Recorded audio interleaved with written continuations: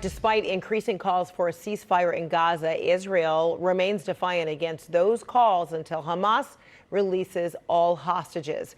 U.S. Secretary of State Antony Blinken echoed the rejection, saying it would only give Hamas more time to regroup and attack Israel again.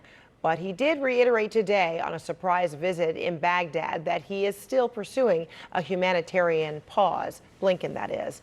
The Queen of Jordan says a stance against a ceasefire is ill-advised and will not bring peace to the region. CNN's Becky Anderson is in Doha, Qatar, and spoke with Queen Rania earlier today.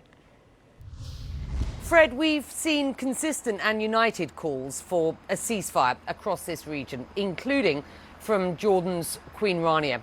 Israel has flatly rejected those calls. And when Arab leaders met with Antony Blinken in Amman on Saturday, the U.S. Secretary of State reaffirmed the U.S. position that a ceasefire will only enable Hamas to commit more attacks like the one on October the 7th. Well, Queen Rania said that position was short-sighted. If you manage to eliminate all of Hamas, what next? The root cause of this conflict is an illegal occupation. It is routine human rights abuses, illegal settlements, disregard to UN resolutions and international law.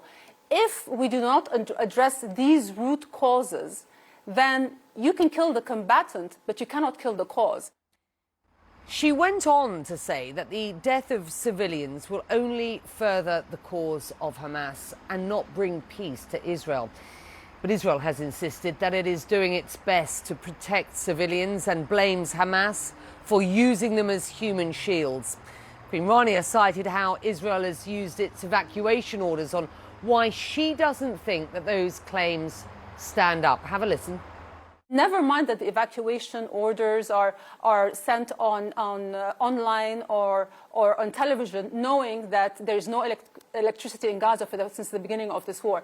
These evacuation orders, I do not believe, are for the benefit of the Gaza civilians.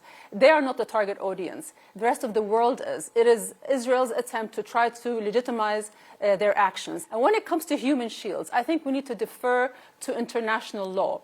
Of course, the use of human shields is criminal. But even if one side puts a civilian in harm's way, that civilian is still entitled to full protection under international humanitarian law.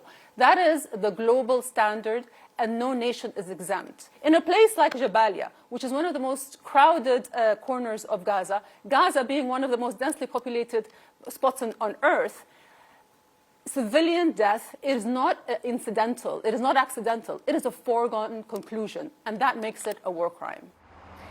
Jabalia is the refugee camp in Gaza where civilians have been sheltering in UN schools. It's been hit on multiple occasions, including this weekend.